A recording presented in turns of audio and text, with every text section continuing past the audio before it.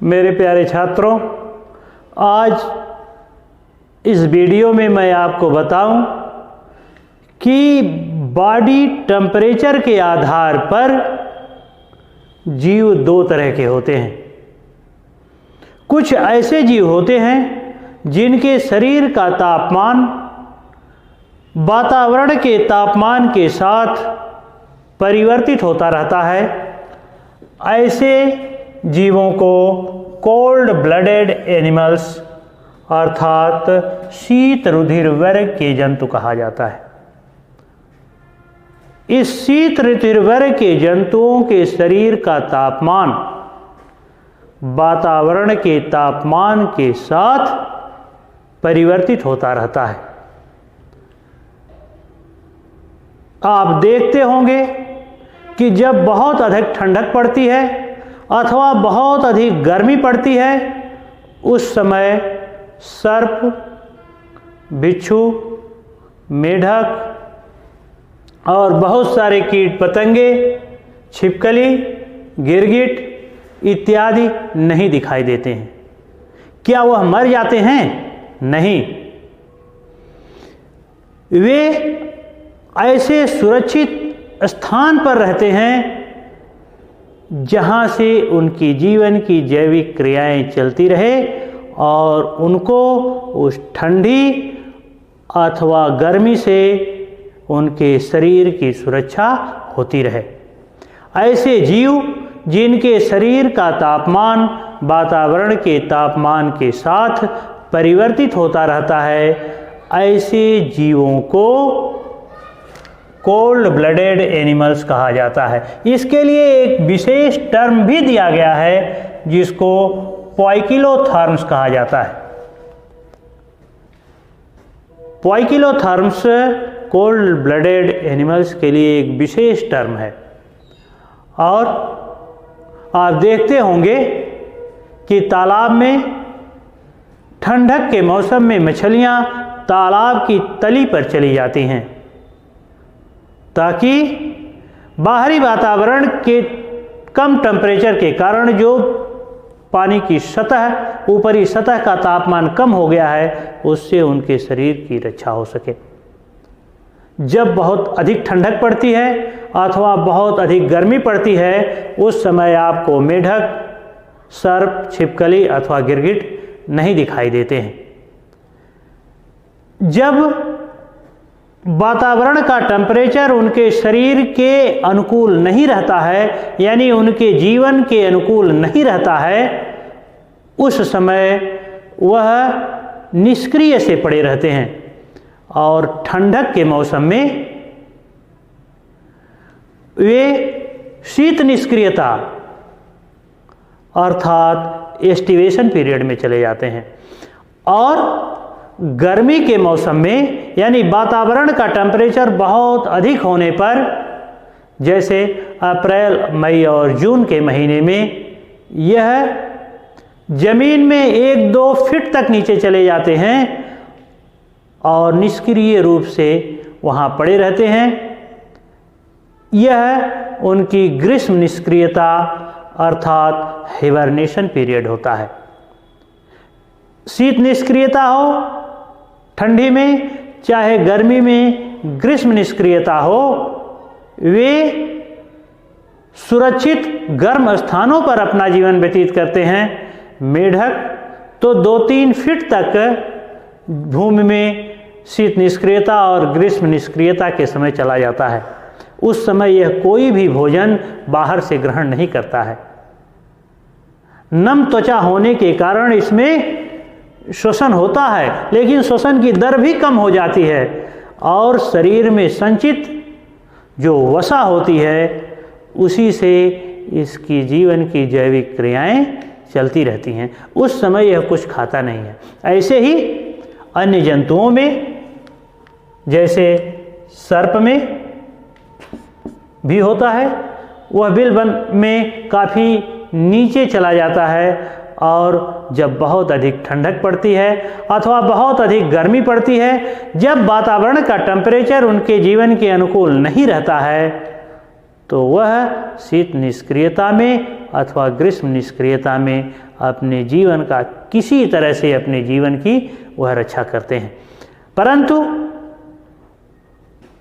प्रकृति में कुछ ऐसे भी जीव पाए जाते हैं जिनके शरीर का टेम्परेचर वातावरण के टेम्परेचर के साथ परिवर्तित नहीं होता है। ऐसे जंतुओं को जिनके शरीर का तापमान सदैव एक सा बना रहता है, ऐसे जंतुओं को वार्म ब्लडेड अर्थात गर्म रुधिर वर्ग के जंतु कहा जाता है। वार्म ब्लडेड के लिए एक स्पेशल टर्म भी दिया गया है जिसको होम्योथर्म्स कहा जाता है।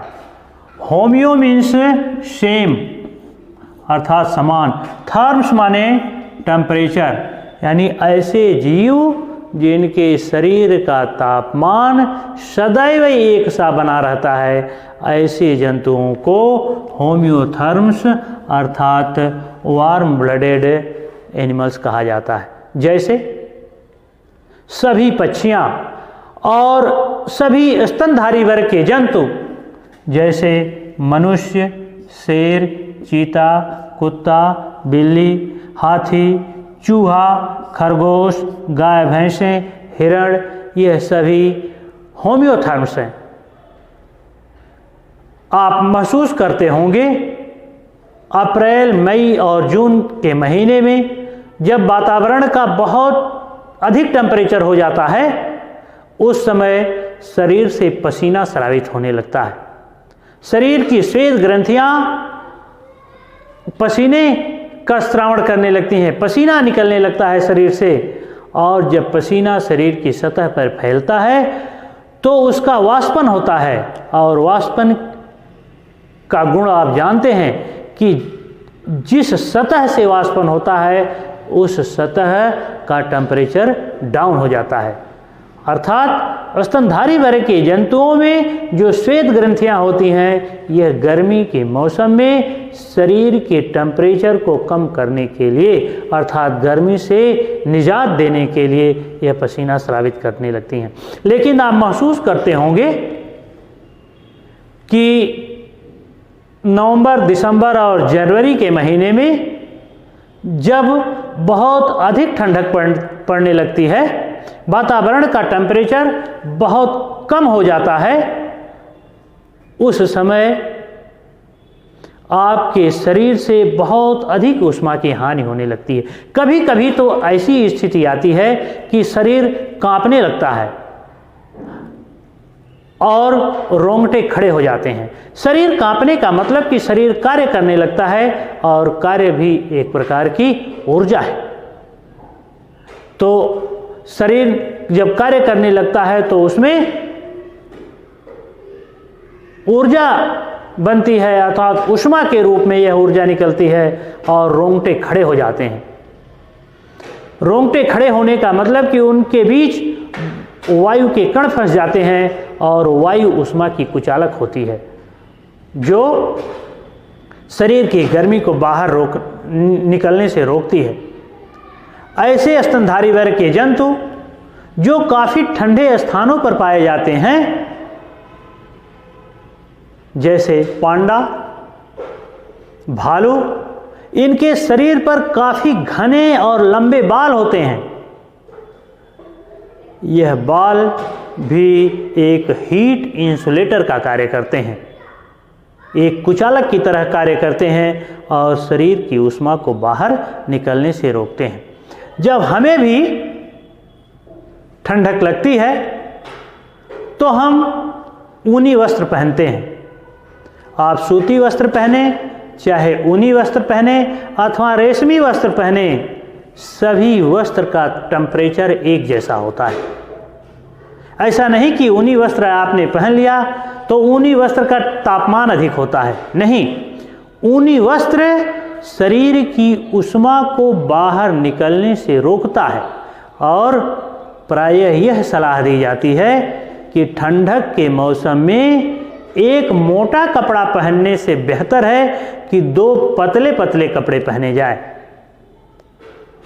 ताकि यह जो कपड़े हों उनके बीच उनके पोर्स के बीच वायु के कण फंसे रहें जो शरीर की गर्मी को बाहर निकलने से रोकें। और जो कपड़ा जितना ही अधिक हीट इंसुलेटर होता है, अर्थात गर्मी, शरीर की गर्मी को बाहर वातावरण में निकलने से रोकता है, वह ठंडक में उतना ही आरामदेह होता है। तो मैं आपको यहाँ यह बताना चाहता था कि बॉडी टेम्परेचर के आधार पर जीव दो तरह के होते हैं। एक कोल्ड ब्लडेड अर्थात शीत रुधिर वर्ग के होते हैं, जिन्हें पोइकिलोथर्म्स भी कहा जाता है। दूसरे वार्म ब्लडेड होते हैं, वार्म ब्लडेड को होम्योथर्म्स भी कहा जाता है। शरीर के टेम्परेचर का मापन थर्मामीटर द्वारा किया जाता है। इस तापमापी द्वारा शरीर का टेम्परेचर नापा जाता है। वातावरण कितना हो ठंडा हो दिसंबर जनवरी के महीने में, अथवा कितना हो गर्म हो अप्रैल मई जून के महीने में, शरीर का टेम्परेचर सदैव एक सा बना रहता है। और मनुष्य के शरीर का टेम्परेचर तो सदैव 37 डिग्री सेल्सियस बना रहता है। बहुत अधिक ठंडक पड़ रही हो तब भी यदि हम टेम्परेचर मापें तो सामान्यतः शरीर का तापमान 37 डिग्री सेल्सियस ही आएगा। अलग अलग जंतुओं में जो गर्म रुधिर वर्ग के जंतु होते हैं, उनके शरीर के टेम्परेचर अलग अलग होते हैं। जैसे गाय के शरीर का टेम्परेचर लगभग 100 डिग्री फ़ारेनहाइट होता है, परंतु भैंसों के शरीर का तापमान लगभग 105 से 110 डिग्री होता है। अलग अलग जंतुओं में यह अलग अलग वैरी करता रहता है, परंतु उन जंतुओं में गाय कहीं की भी हो, किसी मौसम में हो, उसके शरीर का टेम्परेचर सदैव एक जैसा रहेगा। इसी तरह से मनुष्य के शरीर का भी टेम्परेचर चाहे कितना हो अधिक ठंडक हो अथवा कितना हो अधिक गर्मी हो, शरीर का टेम्परेचर सदैव समान बना रहता है। इसीलिए तो इसे होम्योथर्म्स अर्थात वार्म ब्लडेड एनिमल कहा जाता है। आपको एक बात यह भी बताऊं कि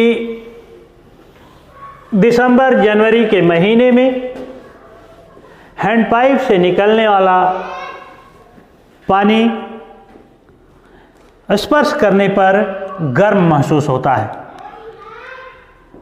परंतु वही पानी जब अप्रैल मई और जून के महीने में हैंडपाइप से निकलता है तो आपको ठंडा महसूस होता है।